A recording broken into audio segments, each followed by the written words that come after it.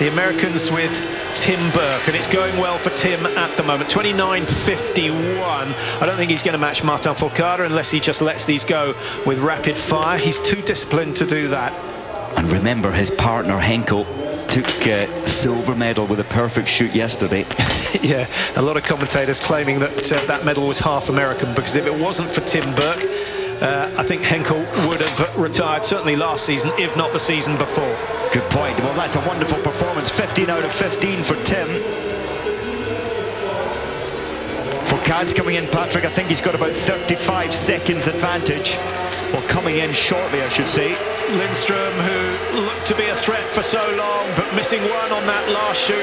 50.09 on the clock at the moment. He's going to go inside Bjorn Ferry, and the Swedes will be delighted. What a day for them. They've not been overly enthusiastic over the last 3 days. I think a lot of them struggling with the fact that they've had 3 days off, Mike. Yeah, well, it's time to fill, but the body is regenerating in that time, and Fourcade certainly has. Well, he's still got an age. He's going to be well inside the fastest time. Is it going to be gold number one for the man who pretty much cleaned up in Ruhpolding last year?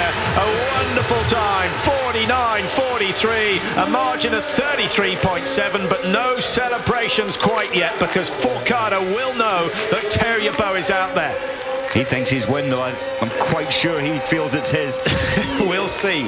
We will see. He's certainly covering the ground a lot quicker than Terje Boe, who is going to have to produce a slick last lap. And that, of course, depends on whether he hits the targets on his last shoot as well. So I think advantage for Fourcade at the moment, Mike. You'd be a brave man to put your money on Terje Boe, but he's a brilliant young athlete. And, of course, he's already won the overall World Cup. So he's no stranger to these sort of pressure situations. No, absolutely, but you know, he's been out of racing for some time, and maybe that's going to take pressure off for Terje Boe.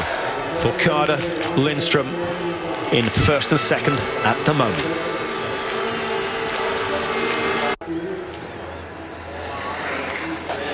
Welcome back to Nove Mesto, and the key man as far as the French gold medal goes, Terje Boe, who is threatening. 45 seconds outside, one shoot remaining. The question is, has he got the fitness to survive the last lap? He's looking a little bit slow, but he's not one of the high-tempo skiers, Mike, so travelling considerably faster than we think. But are you surprised to see him taking fluid?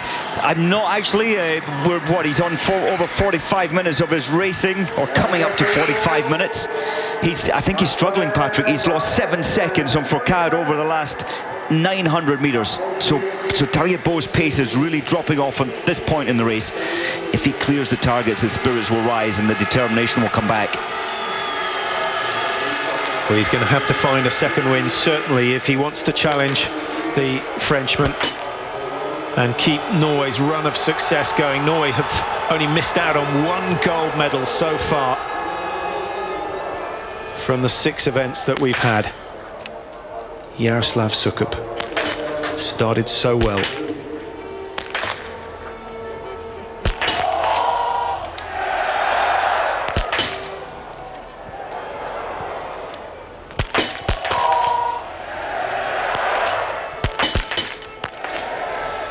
Last twice he's gone for it, but bailed out. It's just not comfortable. See the trigger finger. Unusual to see them start the pull and then back out of it. Mike Moravec on his way to the finish. It's still a very good time from Moravec, only 49 seconds outside. Third place would be sensational, but Terje Boe is certainly in a position to push him down off the podium if that is where he finishes in just over a minute and a half's time. He breaks to the left, and rather heartbreakingly they have to drop down below the level of the stadium again, only to climb back in. The women turning right a little bit earlier on their final run into the stadium. So Freddie Pinter, best of the Austrians at shoot number 4. We've got Dominik Landertinger in 13th place, having missed 2 targets. And Mesto, remember, comes along a lot later. Pinter's missed the first.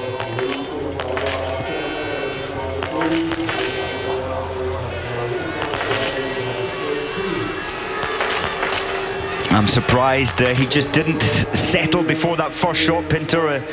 Just maybe a couple more breaths just to settle the tension in his body, but he knows how to do it, and normally it's better than that. Terry Bow, Mike, is now 51 seconds behind Martin Fourcade, so he's lost another 5 seconds on the approach to the stadium, and it's not looking good for Norway, or maybe we should say it is looking very, very good for Martin Fourcade. He's won plenty of World Cups in the individual, but he's never won a major championship in this discipline, and as the world number one, he's very deserving. To have 3 silvers, Mike, and come back and do it again is quite extraordinary. It is. I mean, you could say the pressure's maybe a little off today with Svensson as his incredible rival not racing today. Maybe that has helped relax Fourcade. I know he's exhausted. Terry Bow just settling on lane 30, so comes to an abrupt halt, which means he's got a long way to ski before he comes out of the range. I'm surprised Terry Bow didn't go onto lane 16. There's no wind today. He's trying to get shade from the left panelling. There goes the medal, and there goes a top 5. Oh, a disappointing finish for him, a disappointing finish for Labe Lund, the same for Bjorndalen, and maybe we can put it all down to the pressure being applied by Martin Fourcade.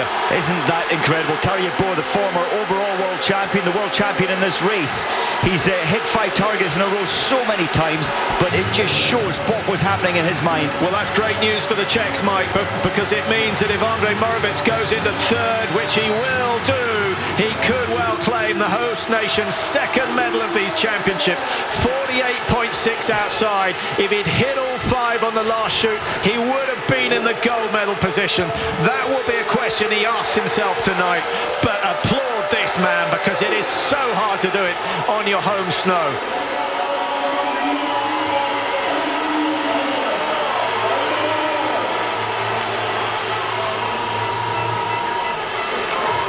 Well, what a race. What a fantastic race. The individual does have a habit of dragging on, Mike, but because we've got so many good athletes starting a little bit later on today, and that's in a way, it's down to the way that they select the athletes for each group in the World Championships. Less men are entitled to go into whichever group they want, and then the teams have to put it 1 into each group.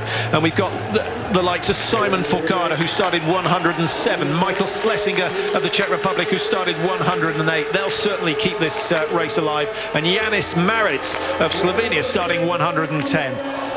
Well, there are the standings at the finish at the moment. France, Sweden and the Czech Republic in the medal positions. Sweden with 2 in the top 5, and Lukas Hoffer with a sensational race, missing 2 targets, both of those on the last shoot. How close was he coming to glory? Amazing. Look at Bjorndalen as well.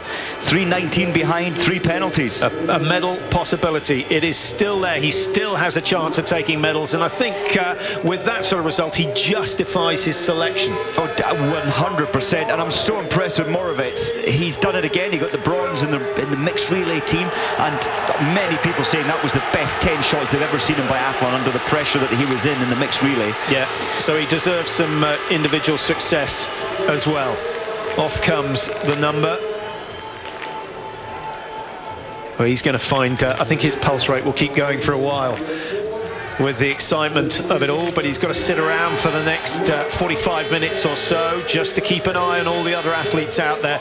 We'll go back to shoot number 3 just to see if there are any surprises coming our way. Tim Burke's had a very good start, Mike. He's in 4th position, having gone 3 clear shoots, 15 out of 15 for Tim Burke, and in fact he should be in for his final shoot very, very shortly. He started number 65, and he will almost certainly have gained some time on Jean-Guillaume Bitrix of France. That's a good finish. Not so many men have hit the last 5. You know, sorry, Tim Burke is only 19 seconds off the pace. Here he is. Here he is. Can he clear the last 5? Certainly, the Americans have struggled with the last shoot this season. He's missed.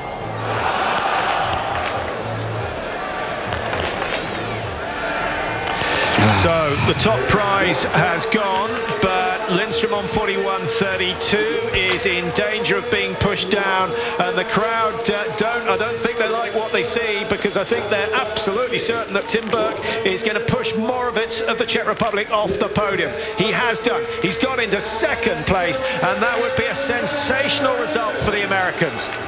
Simon Fourcade, what can he do today? Can he follow his brother? The Shimaryanko's just missed out on getting two sisters on the podium. They had third and fifth. He's gone 10 with 10. 19:40 on the clock. It's not too slow. He's certainly got a chance of making the top three. It's not bad at all. Simon Fourcade, he had his setbacks in December, remember, with his operation and his shin muscles, but he's back. His pace is good. But yeah, it's all ahead of him. The track is slowing down a little. He wasn't the favoured athlete, obviously, in the French team. Yeah, the compartment syndrome that he suffered from, you recover fairly quickly, to be honest. You get active fairly quickly after the operation. You get instant relief from the pain in the shin. Unlike Sukup of the Czech Republic, who took months and months to get back. Here we go with Schlesinger, late starter. And considering he was the Czech #1 at the start of these championships, it's not been going his way. He's taking his time. There's no need for urgency. Well, he's a man who can cope with pressure. Base jumping, one of his hobbies. That's good. That's good. Andre Ribard, he's going through some emotional roller coaster, the tension on that range, and Depuro Moravec, I'm afraid, with Tim Burke going through, will be dropping down to fourth. Well, no one else who's gone through chute number 3 has got anywhere close to threatening the time of Martin Fourcade. Tim Burke, we saw him on that final chute. Makoveev, the last of the Russians, can he keep their hopes and spirits up? They haven't been shooting well today. Just looking at 1, 2. He can't understand it. Makoveev, he's just in disbelief. There was no wind influence there, Patrick, whatsoever. Yeah, bearing in mind the Olympics go to Russia next year, Mike, I think there'll be a certain amount of concern in the Russian camp. And they only have 1 medal so far from these championships. Germany only have 1. It's been France and Norway all the way, with some of the minor nations getting in on the act as well. The Czech Republic, Slovenia, of course, and Ukraine have done exceptionally well, but only in the women's field. That's right. I'm so impressed. Well, there's Taryeboa. You can see his time. That's cost him so much. But Tim Burke coming up next up this climb, it's brilliant. We have to go back to 1987. To when an American came silver medal in this race. And Josh Thompson way back then, and Josh shot 0.001 on that day. Well, I think the cheap hotel downtown is the place to stay. The Ukrainians, we've got the Swedish in with a chance of taking a medal, and now the Americans could get on the podium as well. There will certainly be a few celebrations tonight if that's the way that it turns out. Tim Burke, 21 seconds off Martin Fourcade after that 4th chute, and Freddie Lindstrom was 33, so he's got 12 seconds in hand over Freddie Lindstrom. Those two fighting it out for silver and bronze at the moment.